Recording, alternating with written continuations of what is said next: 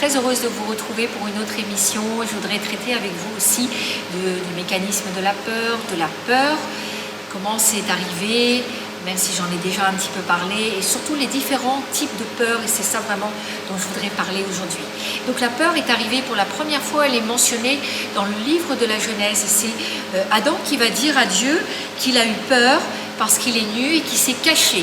Et ça nous fait penser à nous parce que quand nous expérimentons la peur, parce qu'il n'y a pas eu de couverture, de protection, et ça peut être des peurs qui nous sont arrivées quand nous étions enfants, quand nous étions bébés, et ces peurs-là, parce que nos parents, Dieu souhaitait, aurait voulu que nos parents soient une couverture spirituelle, que nos parents soient toujours là pour nous garder, nous protéger, nous couvrir, et ça n'a pas toujours été le cas.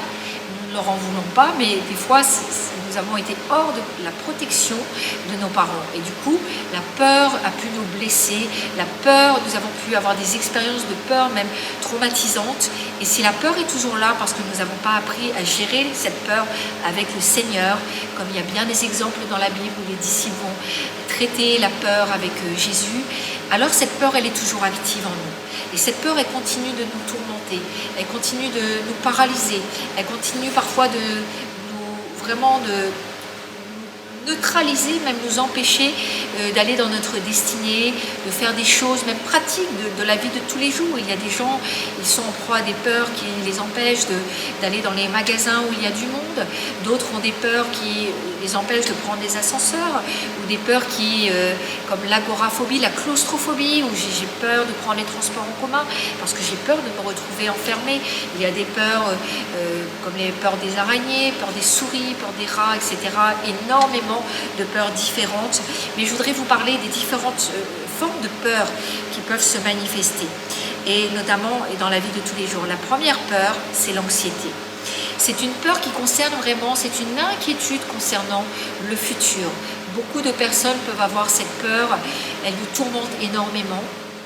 Mais Dieu dit que c'est lui qui connaît notre futur et que nous devons vraiment lui faire confiance. Nous devons lui abandonner notre vie parce que nous devons croire que si un jour nous lui avons demandé de venir, d'être le Seigneur et Sauveur de notre vie, alors il nous a pris par la main pour un but, et cette main, il ne va jamais la lâcher. Et donc c'est Dieu qui est au contrôle de nos vies. Mais souvent, nous n'avons pas appris à fonctionner de cette manière. Nous évoluons dans un monde qui est incrédule. Nous avons une dose d'incrédulité. Nous pouvons dire, Seigneur, viens au secours de mon incrédulité. Je suis toujours tourmenté, inquiet, anxieux par rapport à mon avenir. Qu'est-ce qui va m'arriver? Est-ce que je vais perdre mon travail? Est-ce que je vais pouvoir nourrir ma famille?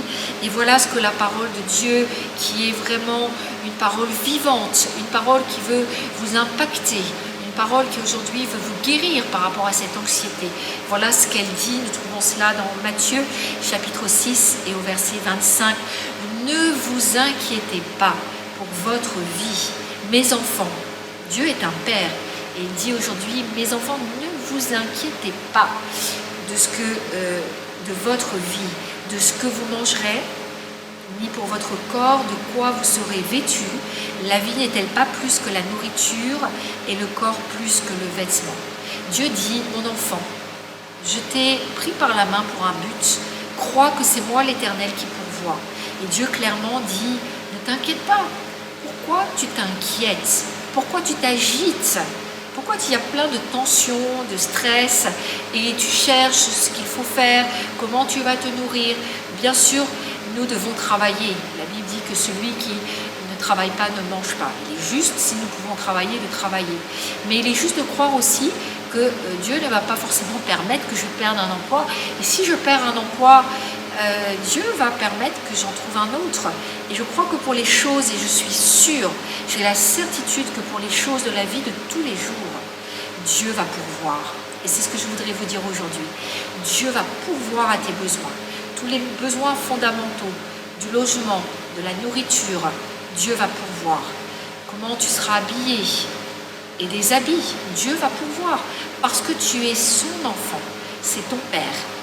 Nous ne sommes pas des serviteurs, nous sommes réellement les fils et les filles de Dieu dans une relation d'adoption, dans une relation de filiation. Et je voudrais vraiment vous encourager parce que nous ne devons pas avoir une mentalité incrédule comme les gens du monde. Nous sommes vraiment passés d'un monde d'incrédulité, environnement d'incrédulité à un monde de foi. Et peut-être la première démarche de foi que nous devons avoir, c'est de dire Seigneur, oui, je crois, comme le dit ta parole, que tu vas pourvoir à tous mes besoins. Et quand nous bénissons le repas, quand nous disons Seigneur sanctifie ou je sanctifie cette nourriture, le fait de remercier le Seigneur, c'est dit Seigneur, je te remercie parce qu'il est question de prier pour la nourriture avec action de grâce. Et c'est réellement aussi, nous remercions Dieu pour cette nourriture présente et nous proclamons aussi que Dieu va pourvoir à la prochaine nourriture, au prochain repas et à tous les autres repas qui suivront. Je veux vraiment que vous soyez bénis et je prie que toute anxiété, toute inquiétude, tout ce qui vous tourmente au sujet de l'avenir, maintenant au nom de Jésus-Christ, je chasse toutes ces peurs, toutes ces anxiétés, je les arrête et je les bloque et je proclame votre délivrance et votre bénédiction au nom de Jésus-Christ. Amen.